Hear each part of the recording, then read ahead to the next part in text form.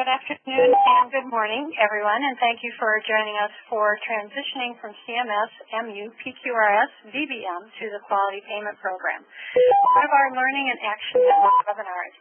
My name is Jane McGraw. I am a Program Manager with Stratus Health, the Minnesota organization that is part of Lake Superior Quality Innovation Network, or LS-QUIN. We are joined by our partners in the LS-QUIN, Medicare of Wisconsin and MPRO of Michigan. The LS-QUIN is part of the Centers for Medicare and Medicaid Services, CMS, Quality Improvement Organization program. Today's presentation is being recorded and all participants are muted at this point in time. We encourage you to submit any questions or comments through chat. We might not have enough content that we have today to go through to answer all of your questions, but any questions and comments that you provide will help guide future events that we are planning through the Quality Payment Program. If you have specific questions after the presentation, please reach out to your state LS-QUIN QIO contact following today's presentation. The names and contact information can be found on slide 72 of the slide deck that you received. The PowerPoint for today's presentation was sent to all registrants yesterday. A few changes have been made to the slide deck and updated on the version that you will be visually seeing on screen during the presentation. We will be sending out an updated slide deck to all of those participating in today's event after the end of the conference. The Quality Payment Program is a significant change from the legacy programs it replaces. To assist you with that transition, the LS-QUIN is taking the approach of offering a series of webinars to help guide you through the various aspects of the program. Today's webinar will be an overview and will be followed by a deeper dive into each of the QPP categories beginning on January 26th of 2017 with Advancing Care Information Objectives. The series of webinars as of today is listed on slide 65. You will note that the person who generated that did put 2016 in there instead of 2017. Just bear in mind that all of those are going to be starting in January of 2017. The LS-QUIN will also be offering an office hours forum where participants can ask individualized questions about QPP. These will occur on the second Thursday of each month, and those will begin on January 12th of 2017. We are very excited to have two subject matter experts presenting today, Candy Hansen and Reed Haza. Candy Hansen is a program manager for Stratus Health. She was the project manager for CMS's special innovation project called Health Information Technology for Post-Acute Care. This project was designed to improve transitions of care and medication management through the use of the electronic health record, working towards health information exchange. Part of this project was identifying standardized patient assessment content used in transition of care. In addition, during the HIPPAC project, Stratus Health developed and implemented a prospective medication review pilot which moved the medication reconciliation process upstream so that it could occur prior to a resident being discharged from the hospital. Candy has 20-plus years of experience working in long-term post-acute care settings and public health. This experience includes supervision and facilitation of the program areas of care coordination, case management, home care, and home and community-based programs. She was the champion for the Chisago County First Call Pilot, which was a care coordination pilot program designed to improve care coordination activities between the Regional Area Agency on Aging, county care coordination, case management staff, hospitals, and nursing homes. This pilot resulted in improved transitions for patients, residents, because of improved technologies and workflow.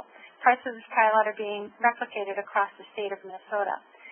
She is a graduate of the Leadership in Health Information Technology for Health Professions program at the University of Minnesota. She is also a graduate of the Practice Facilitation Program from the University of Buffalo at Millard Fillmore College.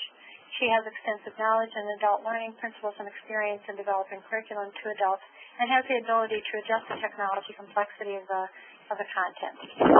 Reed Haza is a healthcare IT consultant and program manager in Minneapolis, Minnesota, with an MA in Health Information Management. His work in the past 6 years has included supporting clinics and hospitals in their efforts to implement and interpret the Meaningful Use Program as one of the Stratus Health field staff with the REACH Minnesota and North Dakota Regional Extension Center. Several state and regional organizations have invited him to speak at their annual conferences on the topic of meaningful use. Reed continues to serve as a liaison between Stratus and Minnesota Department of Human Services for the Minnesota Medicaid EHR Incentive Program, known as MEAP. He has also been engaged in the topics of health information exchange and privacy and security reviews and audit readiness for the MU program. His prior work also includes assisting a group of hospitals in northern Minnesota to adopt and implement healthcare analytics software as a foundation for an alternative payment model collaborative. He is also currently assisting clinics to identify and connect patients with prediabetes and hypertension resources in their communities through the Minnesota State Community Wellness Grant and a research project through NORC AHRQ to assist nursing homes utilize their EHR patient data to identify and prevent residents from acquiring pressure injuries. I will now turn it over to Candy. Thank you, Jane. Next slide. I think Jane has more than adequately covered the information about us as the Lake Superior Quality Innovation Network. So we have many objectives, as you can see today. This is going to be a lot of information in a short period of time, but we really want you to come away from this webinar feeling less anxious if you're already feeling anxious and feeling like this transition will be doable for you. So we'll just go on to the next slide. Anna? So we put this slide right up front because, as I mentioned, we really want to subdue anxiety about January 1st, 2017. CMS is offering 2017 as a transition year to implement the Quality Payment Program.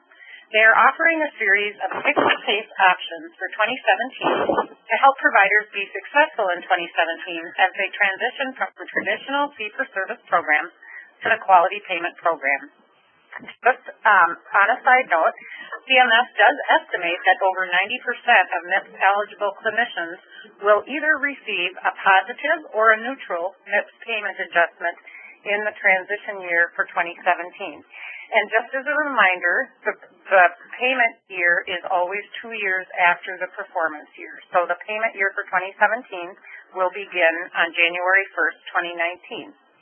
So if you look at these three options, there's a fourth option that Reed will explain later on. But basically, these are the three options that you have to choose from for 2017 during the transition year.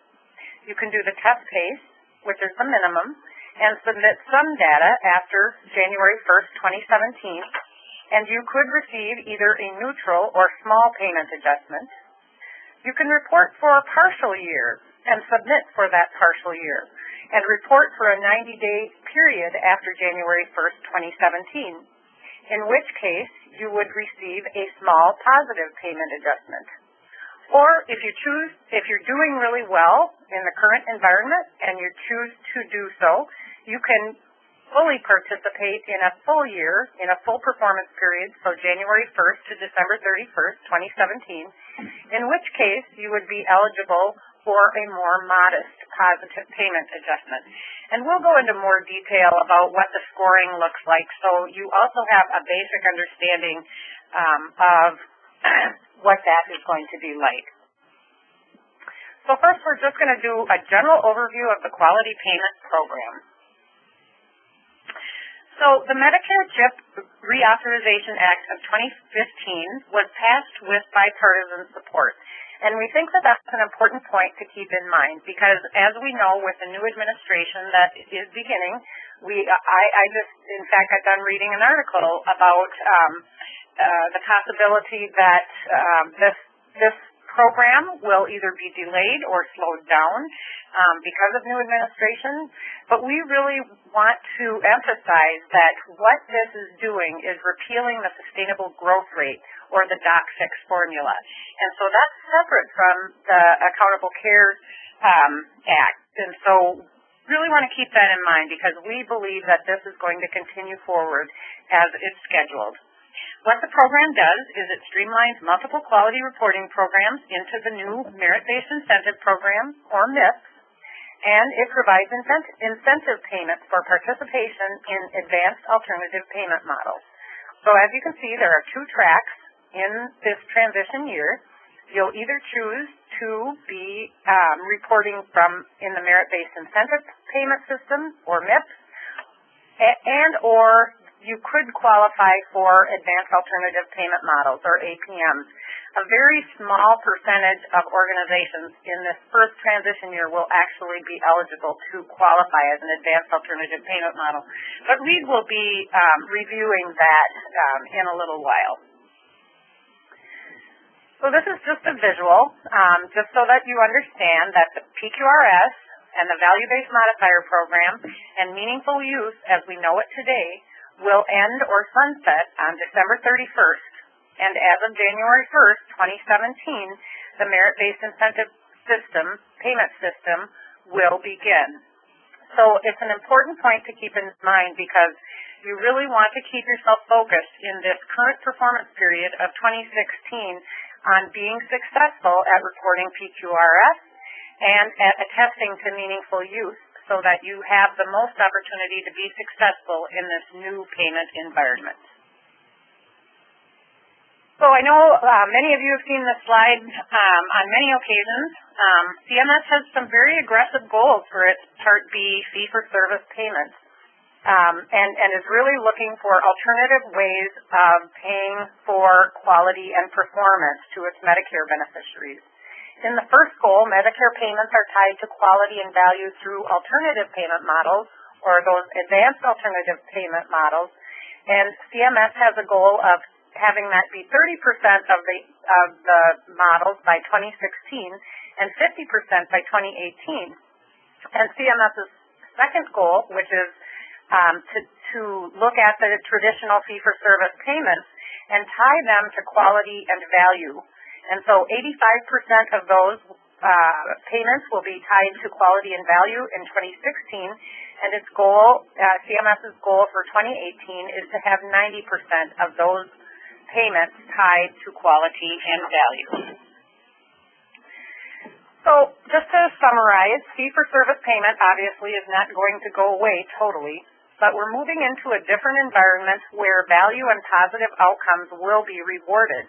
And in fact, there is opportunity for the high-performing organizations to actually really reap some very positive outcomes from this new program. We're moving away from an all or nothing under meaningful use and PQRS, and we're moving to a scoring methodology that will score organizations from 0 to 100 for 4 MIPS categories. And there are lowered scoring thresholds for 2017, and again, I'll talk you through that in just a little while. 2017 is considered a transition year, and in 2017, if you do nothing or do not at least do the test pick your pace option, you will be eligible for a negative payment adjustment. But if you, as you'll see in just a little bit, you can achieve a neutral and even a positive payment adjustment just by doing some partial things in this year. And then also to be noted is that there is an exceptional care bonus that will be available for the first few years. So there's $500 million that has been set aside, where in the current environment you know that the payment adjustments have been budget neutral. This is in addition to that budget neutral payment adjustment where $500 million has been set aside to be divided among what are considered the highest performers. Okay, well, I'm going to pick up here where Candy left off, and I appreciate the opportunity to give you some guidance and perspective on this acronym soup of QPP, MIPS, APMs. So many of us are visual learners, and if we take a look at this slide, we kind of start building a mental map of what this transition really looks like. So in the upper portion, you see that diagram. There's kind of a rectangle around the current meaningful use EHR program, and it's really broken down into kind of the inpatient, outpatient, ambulatory sides of the program. So we know that hospitals are participating in the Medicaid and the Medicare programs. Some are dually eligible. On the other side, right-hand side there, we see the little provider icon, and some folks are participating in the Medicaid side of the program currently, whereas others are on the Medicare track. And that's really what MIPS focuses on, is when we look at this diagram, you'll see that MIPS and the Quality Payment Program, these APMs, really focus on those individual providers that are billing Medicare Part B. So what are the two tracks that they can go down? On the one hand, on the left-hand side, we see the Advanced Alternative Payment Models and the MIPS APMs. And we'll get into exactly what that MIPS APMs means. So there's really a division within that track there. And as we look at MIPS, that breaks out into 4 pillars or 4 categories, and those are quality, improvement activities, cost, and advancing care information. And for the transition year of 2017, we see that quality comes in at kind of a higher weighting than the other categories. 60% of your score will come from that. Improvement activities at 15. Cost is kind of being shelved for 1 year, and we'll start that up in 2018, and that'll be a component of the performance score weighting. And then advancing care information, which really is the evolution of meaningful use, and that comes in at 25%. So on the next slide here, if we kind of condense that a bit and say, okay, the quality payment program overall breaks out into these 2 tracks here, the APMs and the MIPS side, we can see that there's different types of providers, kind of different nomenclature that we have to get used to. Under meaningful use, they were called eligible providers, EPs. And now under MIPS, they're known as eligible clinicians. And you'll see in the eligibility section of our presentation that list of eligible clinicians is a bit longer than we're used to just under the current meaningful use program. You also can be a provider and be known as a qualified participant, and there's certain thresholds and criteria that you have to meet, and one of them, of course, is just being engaged in an advanced APM. If you're not in an advanced APM, you will be involved in what's known as a MIPS APM. If you're an eligible clinician in a MIPS APM, that simply means that you're responsible for reporting to the MIPS program. CMS provided in one of its webinars some statistics here, and for the transition year, they estimate about 5 to 8% of providers being in an advanced or a MIPS APM, whereas the bulk of providers transitioning, 92 to 95%, will be in that MIPS program and doing reporting on that. And I think it's important also to keep in mind where Reed said that the list of eligible clinicians for meaningful use, well, that sounds like it expanded for 2017. For PQRS, that list of eligible providers, which in the year 2016 has included other disciplines such as behavioral health and therapies. For 2016, for 2017, we'll be going, that list will be shrunk down to just 5 provider types, not including behavioral health and therapies in the first couple of years. Yeah, and I think we'll see that expand in 2019, yep. Where we'll have a longer list. We'll get into that detail in this particular webinar, but in future webinars we'll probably address that. So on this next slide here, we see a diagram of basically the years up top there and then the various programs. So I'm going to talk about the Medicaid in specific here on this slide. The Medicaid program, Meaningful Use EHR Incentive Program, continues uninterrupted as is, but you could have the case where you have a provider that is eligible for the Medicaid program, and we know that you have to hit the 30% threshold for encounters, or if you're a pediatrician, 20%, but they would continue on doing that.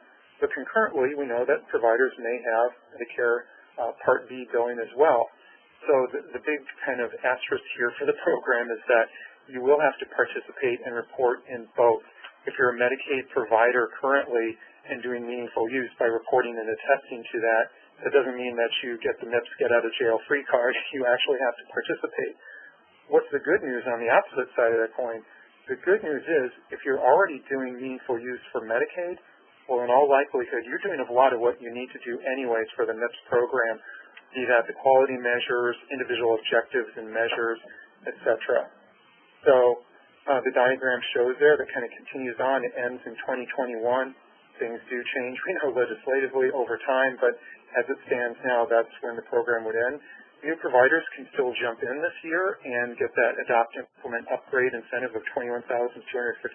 That will be nice to have if you have a new provider and qualifies for the Medicaid Meaningful Use EHR incentive program. And then the 5 consecutive years at the lower $8,500 per year incentive. So you could have that situation again where you need to participate in both programs. So let's move on to the next slide. And I want to give credit to the Minnesota Medical Association. Janet Silversmith back in January of this year presented this slide. And I thought it was a really good look at what these payment adjustments look like before MIPS. So we see pre-MIPS on the left-hand side and then post-MIPS on the right-hand side. And we're actually looking at the payment adjustment years, not the performance years. So Candy talked about that 2-year lag time. So if we look at 2015, the far left, it might be kind of hard to see that. We see that, there's a very small percentage on the green side, on the upside for positive payment adjustment, and a little bit below 5% on the downward adjustment. That increases over the years to our final year pre-MIPS, 2018. So that's a performance year this year, 2016. What that translates into is a potential of 4% on the upside. And if you stack the penalties between VBM, PQRS, and meaningful use, you have a 10% potential of negative adjustment there. What's nice and what CMS has done for us here is they've kind of snapped it back a little bit so the negative downside isn't as great for our first performance year in 2019. But you'll see as it progresses through 2020, 2021, 2022, we get up to 9%, pretty close to that 10% that we see for the 2018 payment adjustment. On the upside, 4, 5, 7, 9% adjustment upward with you see that bar there, 10%. That's more of a rough estimate. This was done back in January, and that's changed a little bit. But the idea there is that you'll have the possibility of getting an even greater adjustment if you're one of the highest performers providing high quality care at lower costs. That is where you can take advantage of that. So let's move on next to the 2 paths of quality payment program, MIPS and APM, and we'll step right into the MIPS quality category, and we'll start with quality. So quality, what do we need to do to be compliant with the MIPS program? In the proposed rule, it was suggested that you would need to do 9 quality measures. That's been reduced to 6, and there aren't any specific domains like we're used to under meaningful use. Previously, we had to do 3 out of 6 national quality strategy domains. Here, we don't have to worry about that. If you happen to be reporting or participating with the CMS web interface, rather than the proposed 18 measures, it's down to 15. And for the transition year 2017, just this year only, if you're doing quality measures, you'll get a minimum of 3 points for each measure that you report. So as Candy was talking about, she'll go into a little bit deeper dive on the Pick Your Pace program, but if you were to do a single quality measure, even if you reported, a single patient, single encounter, et cetera, you'd get 3 points for that. There's a little bit more detail behind this that we won't go into today. We'll do on one of our future webinars. But as you look at your quality measures, you're looking at the performance in deciles, so every 10% category. So let's say you did the best at a particular measure vis-a-vis all others reporting on that between 90 and 100%. You would achieve 10 points for that. So 6 measures, 10 points, 60 points max. If you really wanted to kind of game the system a little bit here, you could report 20 measures, not do very much on them, and get 3 points each and get your 60 points max. Again, remembering that you really need to do only 6 measures as the requirement. On the next slide, we have a CMS screenshot from one of their webinars. Just a reminder, it's 60% of the program. So 6 quality measures have to be reported for a minimum of 90 days. Reiterates here the 15 quality measures for a full year. And then also kind of new information here.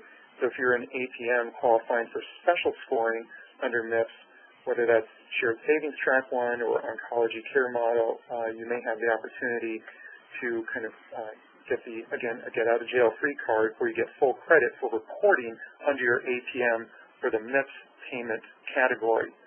Now, you have to keep in mind, this is where it goes back to that MIPS APM. So there's certain types of alternative payment models where you still have to report to MIPS. This would be one of those scenarios. On the next slide here, we see the kind of a division of reporting as individual clinicians or as reporting as a group. There are many options now. One thing I wanted to add here to this slide that CMS is doing new to the program is we've been used to going in and registering providers, and they have that special portal, and then when it came time to attest, you had to go in and put in numerator, denominator, yes, no. That's changing a bit. So you're not doing that registration part of the program.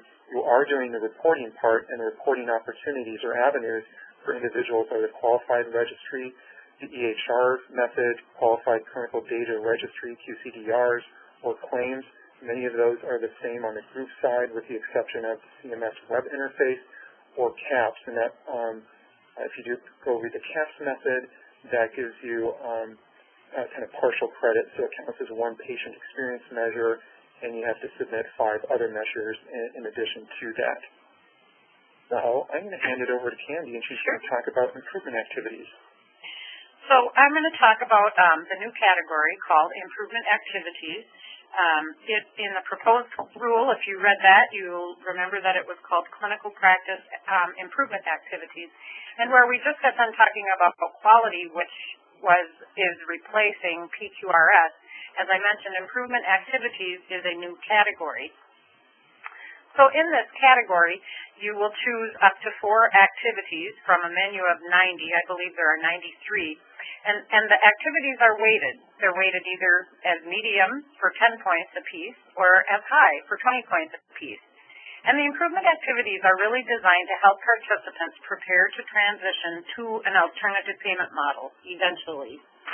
Some of the examples of improvement activities are things like expanded clinic hours, which many of you already do. Regular care coordinator meetings, again, many of you already do. Annual registration in the prescription drug monitoring program. Those are just a couple of examples of the improvement activities. I actually think that this category will be, you'll attest that you're doing these activities in this process, and I actually think this will be one of the easiest categories to be able to be successful at scoring the full 40 points. So, as I mentioned, most participants will attest that you completed up to 4 improvement activities for a minimum of 90 days. A few of the activities go longer than 90 days. There are some exceptions or some special considerations for groups with fewer than 15 participants, or if you're in a rural or health professional shortage areas, then you only have to submit or attest to 2 activities. If you're in a certified patient-centered medical home or a comparable specialty practice or an APM designated medical home model, you will automatically earn full credit in this category. Now, just to note, in Minnesota, it's yet to be determined. CMS is now analyzing all the patient-centered medical home models that are out there to determine if they meet the criteria that's been established in the federal law. So, next slide. So these are the activity categories. That you'll have the 90-plus activities under these 9 categories. So you can just take a look quickly at them. And as Jane mentioned at the beginning, we're going to take an opportunity to do a webinar on each one of these components over the next several months. So the improvement activities, as I mentioned, there's special consideration for 15 or fewer if you're in a rural or geographic HPSA, non-patient-facing. So there are exceptions and special considerations for different groups of people in the 2017 transition year. So also just to reiterate, automatic 100% category score for clinicians in certified patient medical homes or the ones that get deemed like that, medical home models, and comparable specialty practices. So improvement activities, yep. So as I mentioned before, you must attest each activity is performed at least for a minimum of a 90-day period by selecting yes during the reporting period. And these are the ways that you can attest to doing or participating in the improvement activities. So if you choose to do your selected improvement activities using your certified electronic health record, you can boost your advancing care information category score, but only in transition year 2017. And there's just some details about that. So Reed, do you want to talk about advancing care information, or what used to be or what will have been meaningful use? Yes, the evolution of meaningful use. So we're at the top of the hour here, so we've got a lot more content, so I'm going to kind of clip through this a little bit quicker. On the next slide here, this kind of outlines some kind of high-level points of the program here. So the idea of advancing care information in this particular category in MIPS is really to focus on promoting patient engagement and interoperability through the use of your certified EHR technology. So we know it replaces the Medicare EHR incentive program. There is a fair amount of flexibility in this. We'll have a base requirement of objectives and measures that you need to meet, 5 of those. It's actually 4, kind of a little asterisk next to that for 2017. And then a longer list of 9 where you can kind of pick and choose from. So I think we do have to give kudos to CMS for structuring this a little bit differently and allowing us some flexibility rather than the all or nothing approach in the prior program.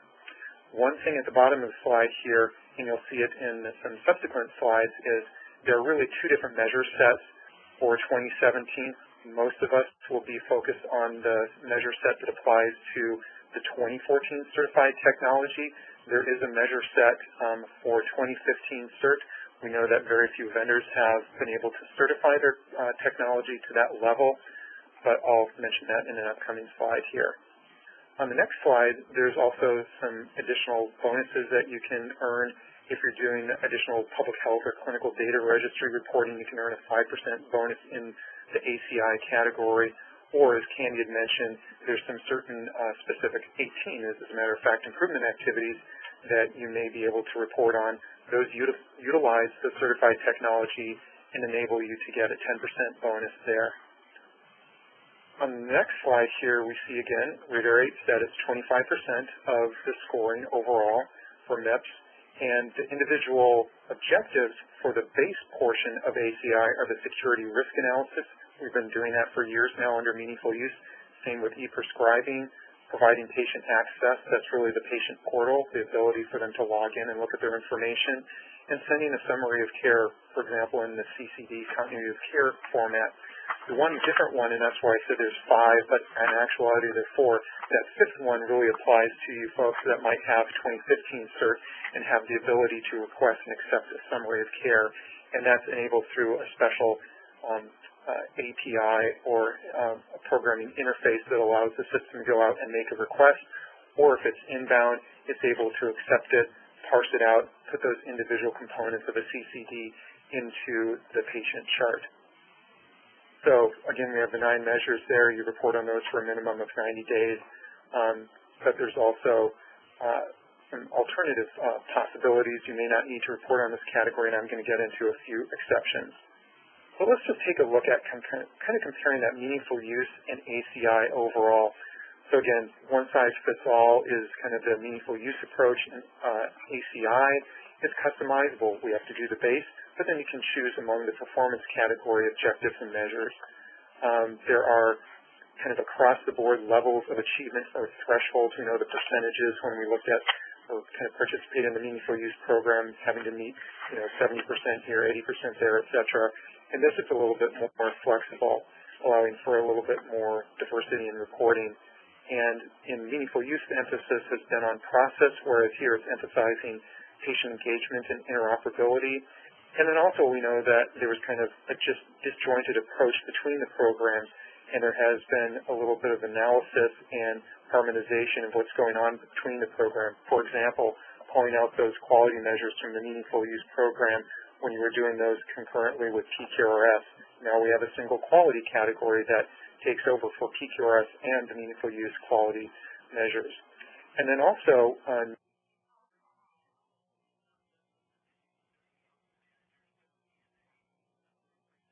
really apply in this new situation here. There's actually a potential to get an exemption for the whole category, but not for individual objectives and measures within the category, and I'm going to go into those a little bit later. The next slide, if you kind of divide this into the left and right-hand side, it's kind of emphasizing what I mentioned.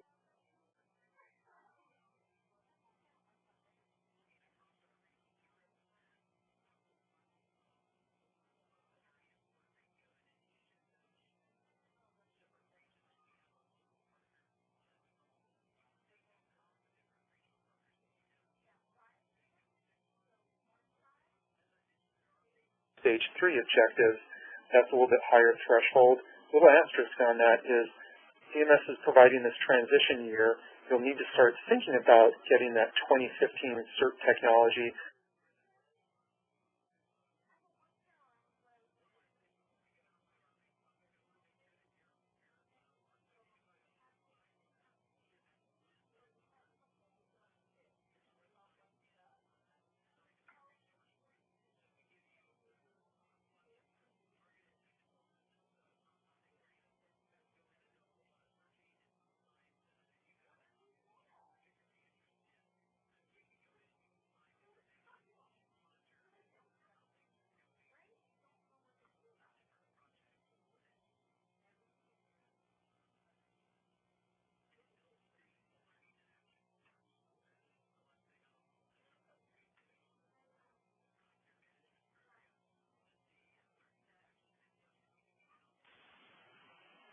Okay, so we're back live with you. We took a little TV commercial break there for a moment.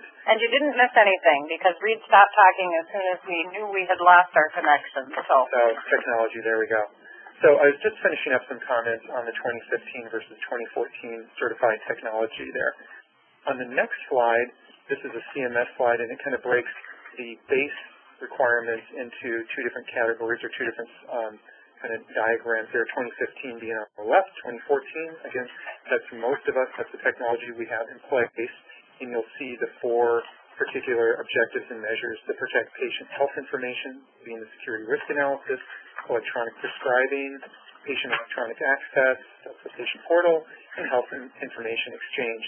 In the lower left of the 2015 CERT square there, you'll see that request accept summary of care. So that's what differentiates the two for the base portion of ACI. On the next slide, these are the performance measures, and you'll see a list of 9 there, and you can walk through this. I won't read through the detail here, but you'll see that there are just some small differences between the 2015 certified technology and the 2014.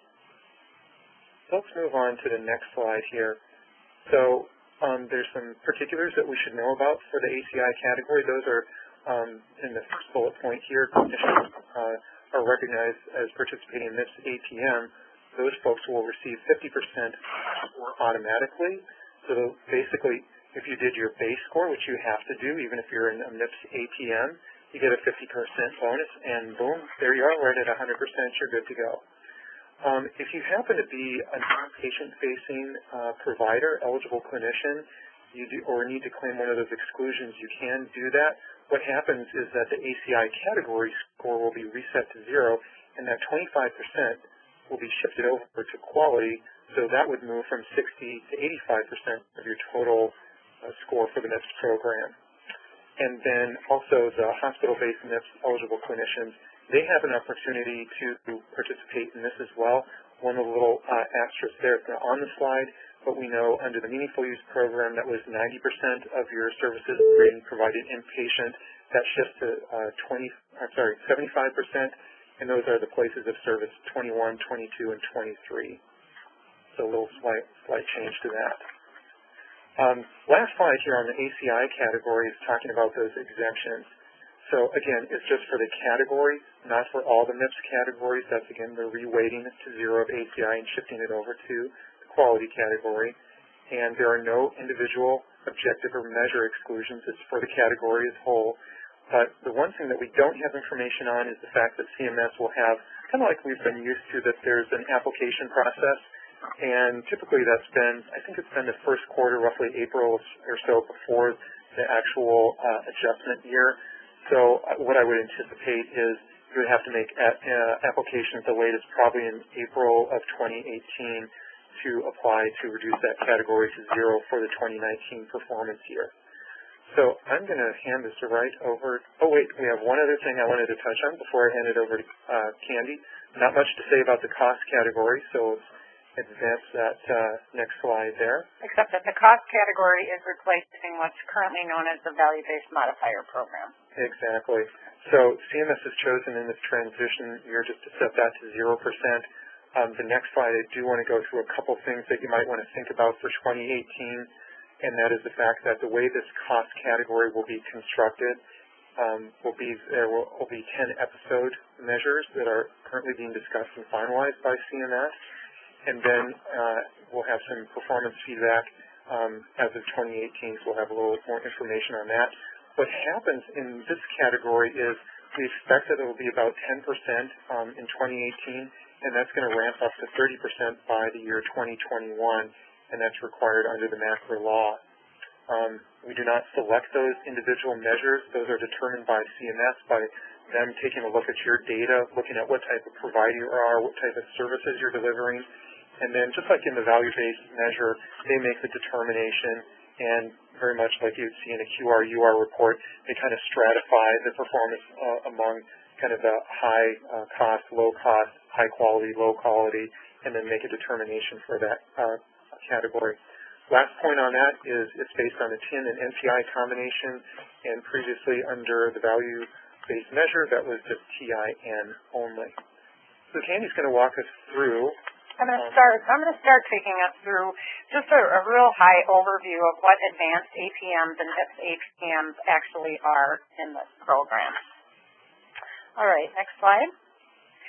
So in the quality payment program, as Reed had mentioned before, there will be both eligible clinicians in the MIPS APM category as well as the MIPS, the Merit-Based Incentive Program category. Alternative payment models are just basically a new way to compensate providers for care and services rendered to Medicare beneficiaries. CMS is looking for innovative ideas that promote quality and value over volume by moving away from the traditional Medicare fee-for-service structure. And so the goal of the alternative payment models are to reduce spending while improving care. And this is just a couple of examples of what CMS considers just alternative payment models. So your bundled care models, for a total HIP, for example. If you're a patient-centered medical home, ACOs are considered alternative payment models. And now Reed's just going to go into a little bit more detail, but again, we're going to keep this kind of high level because not too many people are going to be qualified as an advanced APM. Okay, so again, we have to kind of keep in mind that under the alternative payment model tracks that there's really two different tracks. And one is being involved in an advanced APM track, and the other is a lesser advanced, or the MIPS APM track. And really what differentiates those two are the fact that you have to be receiving a certain percentage of your Medicare payments or seeing a certain percentage of your revenue coming through Medicare Part B there. And if we move to the next slide, this is going to help shed some light on that. As we look at the various performance years, starting with 2017, we see that in the first row there, it looks at the percentage of Medicare payments received through your advanced APM. You would need to receive at least 25% of those payments under the advanced APM, and the balance could be through just kind of your standard Part B billing. Or you need to have at least 20% of your Medicare patients being seen as part of that advanced APM model. Those percentages stay the same for the 2018 performance year, and then take a significant jump in 2019 and increase on through 2022. So what are those advanced APMs? On the next slide, we see some categories there, and we have, for example, the Comprehensive End-Stage Renal Disease Care Model, Comprehensive Primary Care Plus, known as CPC Plus, or perhaps more familiar are the two middle boxes there, the Medicare Shared Savings Program, Track 2 and Track 3, and then the final one, the Next Generation ACO. So CMS makes the determination on those. That's what we know for 2017. And on the next slide here, 2018, there are some additional models that are being considered and are not yet finalized. But the Medicare Shared Savings Program, there was a lot of feedback and comment that they wanted to introduce that as a potential advanced APM, not just the MIPS APM, which will be the case in 2017. So basically, rather than just having upside potential for incentives, they'll be introducing some downside risk to that. So that's why they'll include that. We also see the voluntary bundle payment model, and another one known as the Advancing Cardiac Care Coordination through Episode Payment Model. So that's coming for 2018. Next, I want to talk about some timelines and important dates for the MIPS program. So you've already heard us mention, of course, the start date of January 1st, 2017, but I want to reiterate, this is the part where we say, keep calm and don't panic, because we can basically do that pick your pace.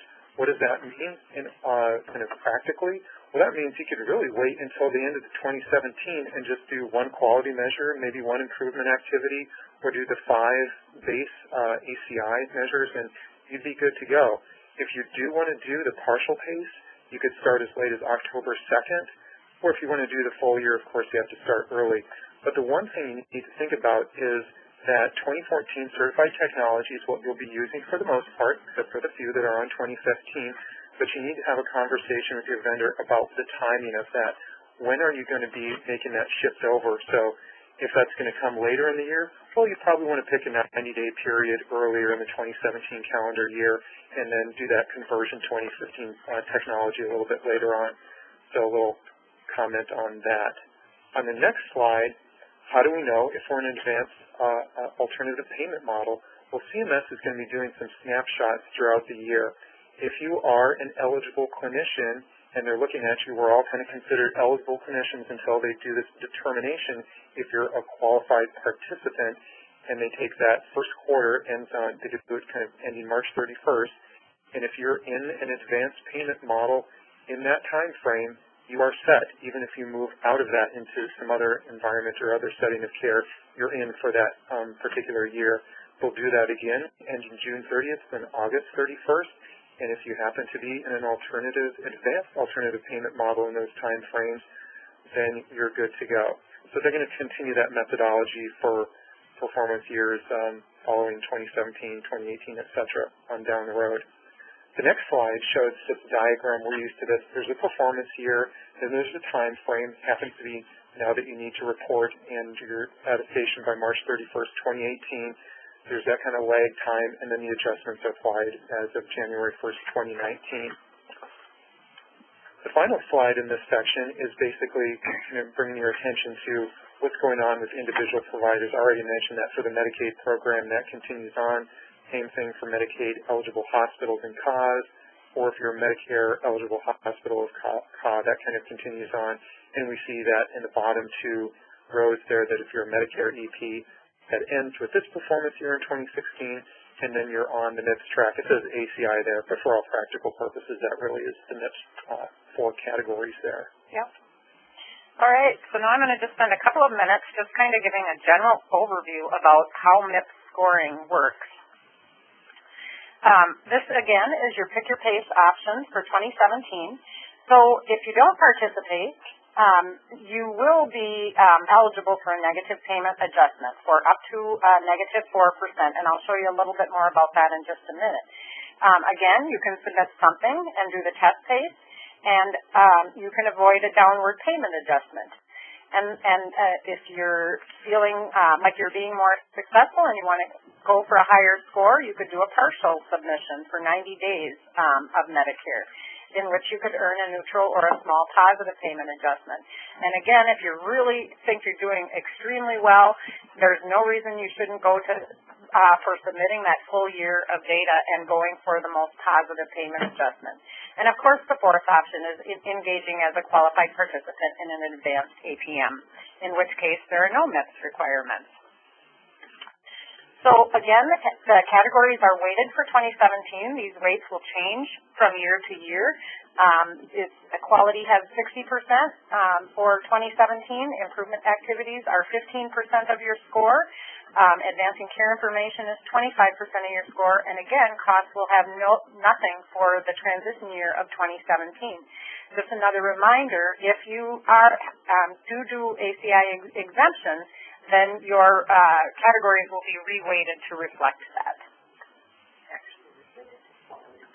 Yep, And what was that 85% in the quality category? Yeah, so that's a good point, that they would be reweighted to quality, so your quality would go from 60% to 85%. Now this slide, I'm hoping will actually bring the most calmness to anyone who's anxious about the number of points in that 0 to 100 scoring categories. As you can see, we've highlighted the 3 points. So if you do nothing, you'll get 0 points, and you'll have a negative 4% payment adjustment. If you do a little bit, but you're really not even doing enough to satisfy any of the requirements, you'll still receive a negative payment adjustment. But all you need is 3 points, and I don't mean to minimize that, but all you need to do is achieve 3 points if you are satisfied for 2017 with just receiving a neutral payment adjustment. If, on the other hand, you're doing well and you want to go for the positive payment adjustment, if you score 4 to 69 points, then you won't have a negative payment adjustment. You won't be eligible for the exceptional care bonus, but you would be eligible for a positive payment adjustment. And if your organization is doing really well, why wouldn't you go for the 70 points or more to be eligible not only for a positive payment adjustment, but also for the exceptional performance bonus? Just a little caveat that I want to put out there. So as we've been talking about points, there will be a numerator and a denominator. And so the denominator of your total points would be the total points that would be eligible for scoring in that category, and your numerator will be how well you perform in each of those categories. And Candy, I might even add to that too. If you're participating in meaningful use and doing that consistently year over year, you're immediately going to fall well above that 3-point threshold, and you'll be eligible for some sort of positive payment adjustment. Yep. And then if you really want to excel at things, that's where I think you need to take the deeper dive and look at which quality measures we're doing, which activities are we selecting, because there is a high point activity and a medium point activity.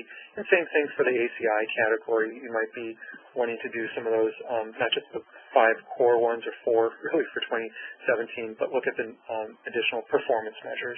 Yep. Okay. So how do you get to those 3 points? Okay, so we just wanted to list that out.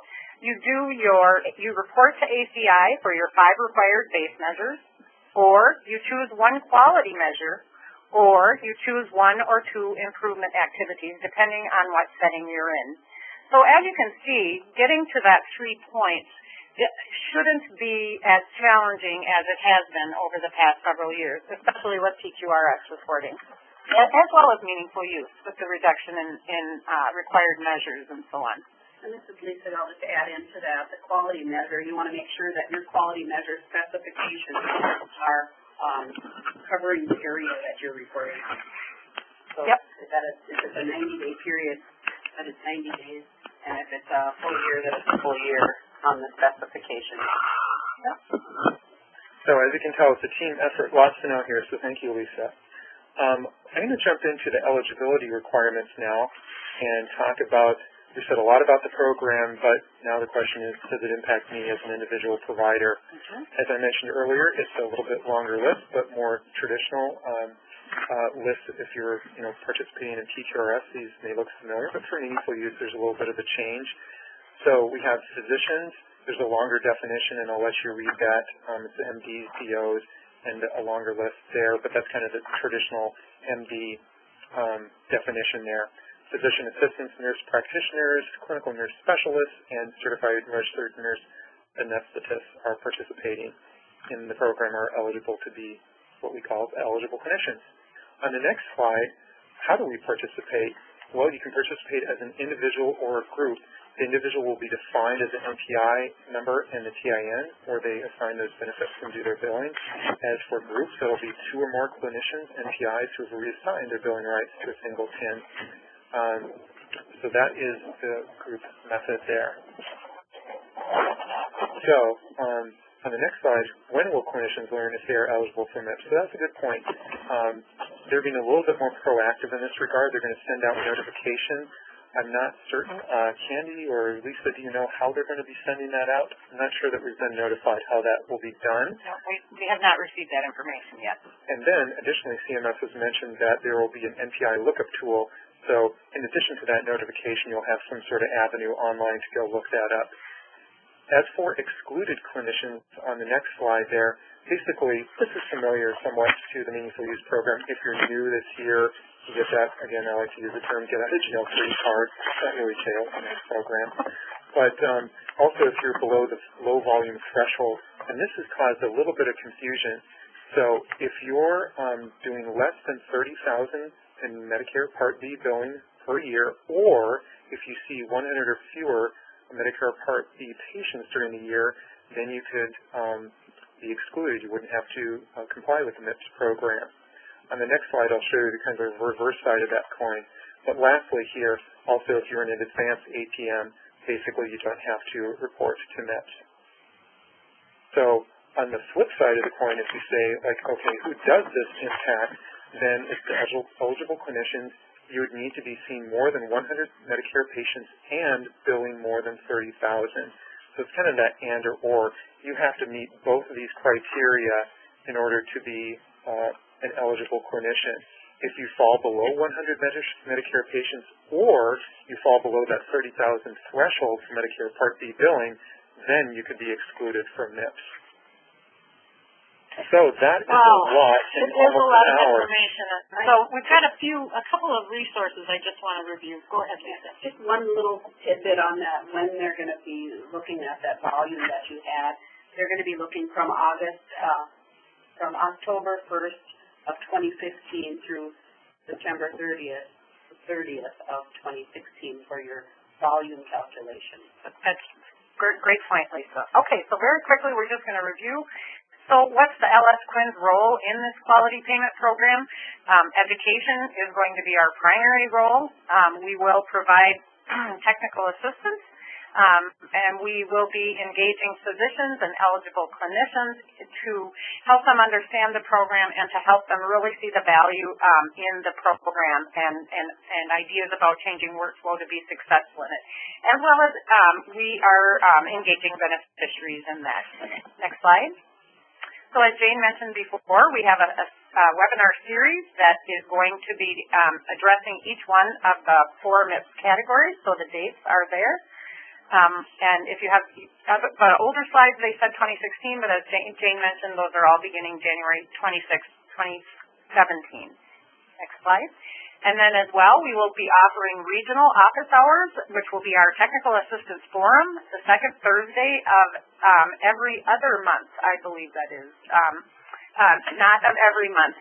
We may choose to do it more often after we're through with our webinar series, but while we're doing our webinar series, for the first 6 months, we'll be offering that every other month. And I just might add to that, for those of you who are not familiar with office hours, that's a much less formal environment where you can just call in. We'll be listening to other folks' concerns and questions and trying to answer them best as we can live, and we will take those offline. Absolutely. Follow up on with you too. As well as that's a great opportunity to learn from others about challenges and ways to overcome barriers. So we really like the office hours venue. So next slide. If you haven't taken a look at it, I do have to say this is one thing that CMS, I believe, has done extremely well and much improved over the current website. Their Quality Payment Program Help Desk, if you go to qpp.gov, you'll go right to the Quality Payment Program website, and then here is their help desk and their help desk email address and their hours of operation. Next slide. And then, as I mentioned, this is taking you to the Quality Payment Program portal. And the last slide is just some resources that we thought might be of use to you, as well as the next slide just talks about all of the acronyms. As you know, we're in a new series of acronyms over the next several years, so just to give you a little bit of help in deciphering them. All right, thank you, everyone. Thank you, Reed, Candy, and Lisa for chiming in and having this be more of a dialogue about what's going on. At the end of the webinar, you will be linked to a short evaluation for today's presentation. Please take a moment to provide feedback and ideas for future topics. Completing the evaluation will generate a certificate of participation. This will be your only opportunity to receive that certificate. And please generate that to others if you're viewing in a group.